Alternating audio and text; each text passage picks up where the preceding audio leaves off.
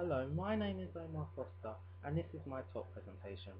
My real-life situation is how it has recently been discovered that some dinosaurs have feathers, and from this, most paleontologists say that birds are the closest descendants from dinosaurs. Before this, it was argued that dinosaurs were all cold-blooded reptiles, and reptiles were the closest descendants of dinosaurs because it was the simplest answer. From this, I have created my knowledge issue of to what extent our perceptions detract our understanding of the natural sciences. We assume that nature is regular and understandable because we have created the theory that we are evolved from animals and therefore those animals must have some of our traits. We assume that dinosaurs were the dominant terrestrial vertebrates over 230 million years ago. We assume that there was a mass extinction and a few dinosaurs survived, and from this we assume that some of our living animals today are descended from dinosaurs. But how do we know this really? We have no first-person knowledge. Scientists look where they expect to find, and when they see, they interpret it from a biased view of previous knowledge. We accept dinosaurs as truth because it is the simplest explanation. Occam's razor is the principle that we choose the simplest hypothesis that makes the fewest new assumptions. Dinosaurs are believed to exist because that was the simplest explanation for the millions of fossils under the earth, but many of these fossils aren't actually completed. And it's from our observations of animals today that we create the huge database of what a dinosaur looked like. Some are perceived to have the feathers because it is believed that they had the muscles that allowed flight. There have been fossils found with feathers perfectly preserved there, and because of the previous knowledge of birds being descendants from dinosaurs, this theory has gained great credibility throughout the paleontology world. If there was human extinction, what would the next dominant species, when they evolve enough, make of our history? They would use their own perceptions to find out about the history of the Earth. The odds that they would interpret the correct situation is next to impossible though, because they do not know the culture or context of human existence and would have to assume from their own history and compare it to our own, like we have with dinosaurs. Many philosophers argue that we cannot know that the world even exists outside ourselves. All we know is our view of it. We can't say if any of this is real. From this table in front of me to the whole universe, it is only real in our own minds. Because of this, science has to use perception to gain knowledge of what we perceive to be true, but with amazing care, so that a world's population can be consistently agree in our understanding of a common world, only assuming that it exists outside our sense interpretations, of course.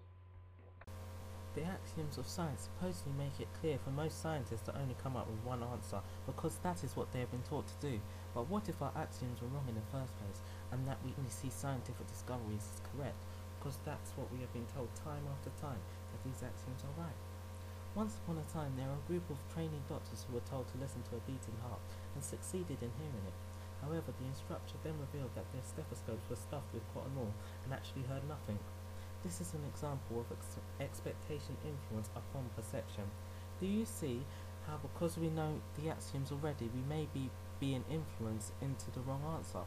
Also, every experiment has a degree of uncertainty because our own presence creates uncertainty. When we do experiments, we are helped considerably into that response, which could be unfortunately be sending us in the complete.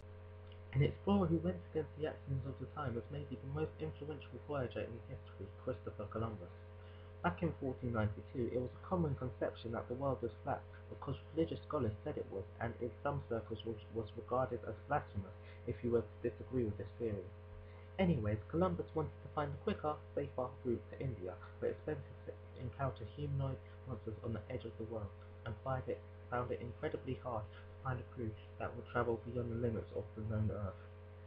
As soon as he saw mountains disappearing on the horizon, he should have realized that the Earth couldn't be flat if this kept on happening, and should have discarded the common theory that the Earth was flat, but he didn't. When he reached America, he tried to find these monsters because that's what he believed, and persisted by asking the Native Americans about these monsters. Of course there was no monsters, but the miscommunication between the Indians and Columbus's crew meant that he made his own interpretations which reflected his hopes and dreams, and in his notes there are descriptions of monsters throughout. Columbus may sound foolish now, because we know the truth, but in that time it was considered correct because it was correct in the context of his beliefs. What this shows is that prior beliefs and teachings are what drive us forward in the search for knowledge. As a baby, it is perceived that they are sponges that learn anything from their surroundings, and as we grow up, we are supposed to figure out what is right and wrong as we go through life.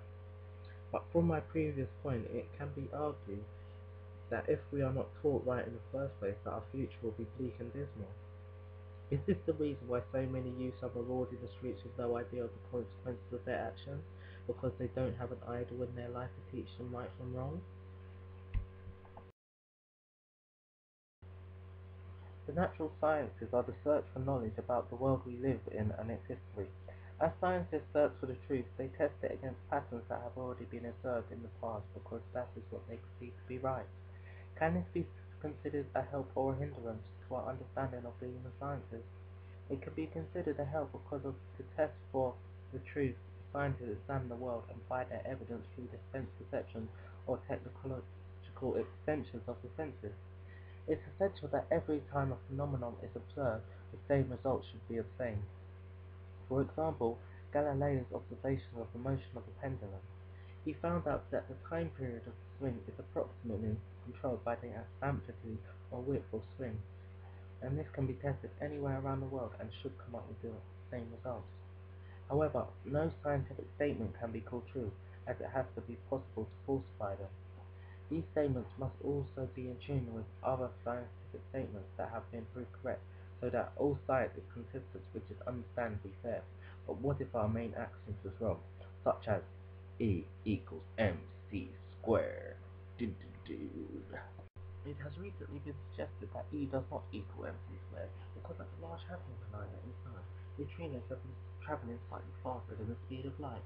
It has been tested over 20,000 times before it was reported, and still it was regarded as false because of the axioms in question have powered so many new scientific statements. This raises another knowledge issue. To what extent does history hinder our understanding of the natural sciences? Because the history of science tells us not to believe this, as everything prior to Einstein's theory could now be considered wrong. Many people in the public didn't believe that neutrinos could be faster than the speed of light either, as they have been taught this concept since birth. Since faith and religion has flustered since the Middle Ages, people have had to believe in something else, and people put their faith in science and believe it no matter what. You could say science is now the modern religion. But the implications for the future, if this concept was true, could be extraordinary. Science fiction could finally become science fact. I'm not saying that we could have a modern day superhero like Wolverine or Spider-Man, but maybe we could travel back in time and find the truth about the past. Peter Medawar once wrote that scientific theories start off as imaginative stories, and it is how no one perceives and interprets them with the data that is collected. An example of an imaginary story is the thought experiment of Schrodinger's cat. For avid watchers of the Big Bang Theory, they will know about the story of Schrodinger's cat. There once was a scientist named Schrodinger, and he had a cat. In layman's terms, he placed this cat in a box and placed a flask of poison that would randomly go off, but without opening the box, the cat is both alive and dead until he opens the box and makes the observation that the cat is alive or dead. From this, it shows that unless we observe an action, we don't know whether the action has actually occurred. So how do we know whether dinosaurs existed? None of our generation was there. None of our whole species was even there. Paleontologists say that because we found fossils, we can recreate specific dinosaurs and everything about them. We are even now able to discover the color of dinosaurs through the pigments in the fossil thanks to technology, and more information is getting discovered as shown by this clip. Our Incredible Planet on the BBC. A decade of scientific discovery has unearthed a new world of dinosaurs.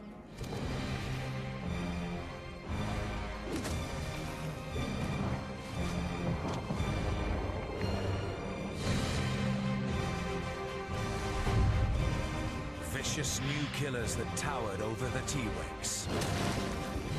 South American giants 6 times heavier than the Diplodocus. And skybound beasts that terrified the pterodactyl.